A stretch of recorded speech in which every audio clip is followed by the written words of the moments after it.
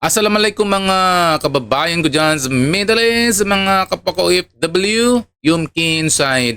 Bago po natin panoorin po ang pagbabakbakan ng dalawang representative, si Ridon at si Rodriguez, isang subscribe muna dyan at isang likes para masaya tayo mga kababayan ko. Alam nyo, grabe ang kanilang bakbakan. Ito si Ridon talaga bida-bida, no? O wala na itong patumpik na. Ito na yung video natin na papanood ko sa inyo.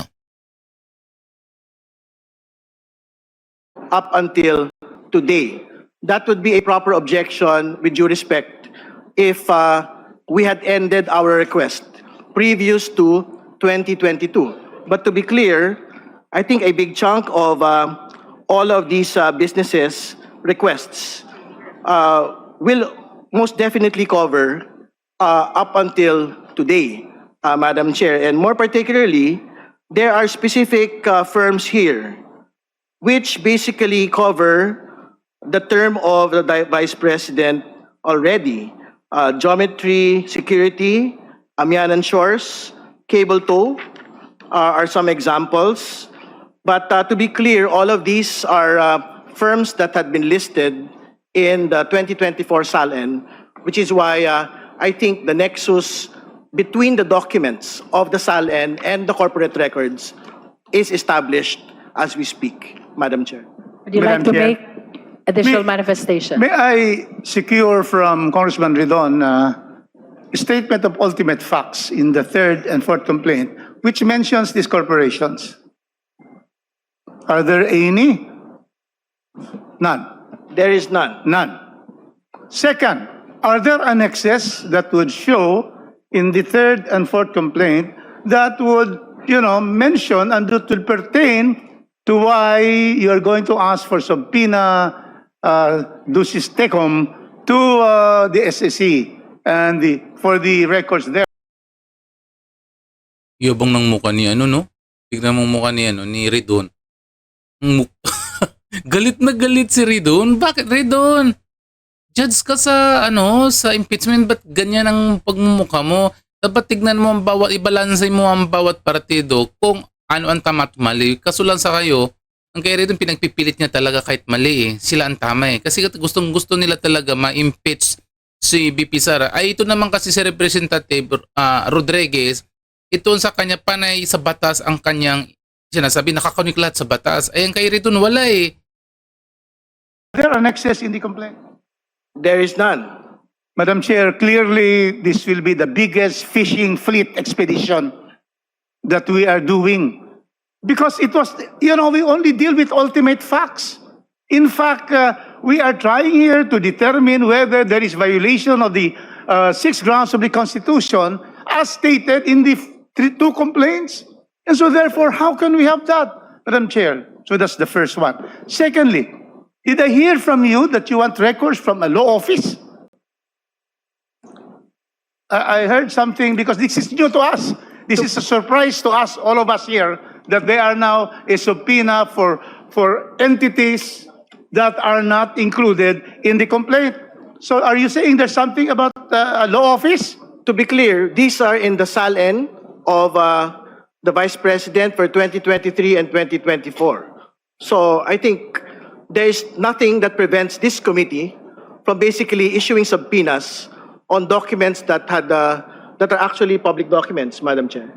No, I'm asking specifically. There was a statement. You're asking for subpoena for a law office. Yes, because our assumption is that this is an unincorporated law office because it was stated as one of the business interests. Mga kababayan ko, nakakatawang reaction niya no? Ni Ridon. Ito si Rupos. Magaling siya magaling siya mag-unawa. Tignan mo ang kanyang reaction ni Rupos. Ngingiti-ngiti na lang pero nakikita niya na mali talaga ang ginagawa. At saka nakakita ng yung saliin daw ni BP Sara, isasali papasapina, pati yung law firm ni yung asawa ni BP Sara, isasali sa sapina kahit wala daw sa batas. 'Di ba sabi ni Rodriguez? Of the Vice President in her SALN. Aware of the privilege communication between lawyers and client? This will exactly violate that provision of privilege. You cannot subpoena law firms for representing a person either accused or in impeachment cases, how can we subpoena a law firm for acting as a lawyer for the vice president? Can you give us a reason why we should subpoena law firms under the rules of court and under the Code of Professional Responsibility? We cannot subpoena records of a law firm. Sure, court records or communications between clients and the lawyers are absolutely privileged communications. But if this particular law firm is an incorporated entity within the Securities and Exchange Commission and had been submitting annual audited financial statements year after year and general information sheets, I don't think we are precluded as a committee, as an impeachment proceeding, from requesting these particular documents. We are not talking about conversations between the clients of Duterte Carpio or Carpio lawyers. We are talking about their financial output year on year. And to be clear, this is precisely the justification of supporters of the Vice President as to why her net worth, had ballooned to 88 million as against a computed cumulative salary of 30 to 40 million pesos. So I don't think there is reason to, in fact, object to getting all of these financial documents, whether from a corporation or whether from a law firm that is supposedly registered in the Securities and Exchange Commission. Madam Chair, May I call the Honorable Jokno first? perhaps it would be more prudent if we could have the motion of Representative Ridon in writing so that we Ayan, nagsalita na naman si Chel Jokno. Alam mo nyo, yan si Chel Jokno, sila sa Laila de Lima, yan si Percy Sintanya, yan si Tabingi. Yan sila sa Ridon, halos lahat dyan. Kakampi-kampi lahat sila dyan sa impeachment. So saan lulugar na yung Vice President? Kahit mali, sasabihin nilang tama. O, kahit gano'n kakagaling na mambabatas at kahit gano'n kakagaling na abogado, kung ang kalaban mo ay lahat sila ay iisa lang ang kanilang kinakanta o sinasabi, o saan ka napupunta? Anong gagawin mo na? Kahit lahat ng sinasabi mo nakabase sa batas, kagaya ginagawa ni Rufus Rodriguez, kung ang yung mga nakapalibot sa iyo lahat ay desidido na i-impeach si Sara, wala ka na talagang magagawa kasi gusto nila talaga ma-impeach. Kaso lang ang point kasi ba't nagkakaroon pa sila ng mini-trial? Diba?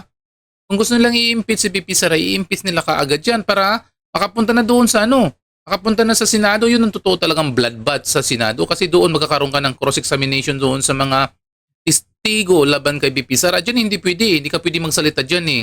Tingnan mo, iisa lang yan sila eh. Iisa lang ang nag-a-against dyan. Si Rodriguez lang, Representative Rufus Rodriguez lang nag-a-against sa ginagawa nila. Kasi nakikita kasi ni Rodriguez na parang mali na talaga eh. Alam mo naman yun is, hindi lang yan lawyer, nagtuturo yan ng abogasya yan sa mga university. Diba? So, ibig sabihin magaling siya sa talaga magaling siya sa pakipagbalitaktakan. Kaso lang kapag talagang makakausap mo ay wala talaga sa ulirat at ang gusto nila talaga mapabagsak ang mga Duterte, ganun talagang kalalabasan. O yan muna mga kababayan ko. Sa mga hindi pa dyan nakasubscribe, please subscribe my channel. Sa mga hindi pa dyan nakasubscribe, ha? O sa ngayon, masalam and bye-bye.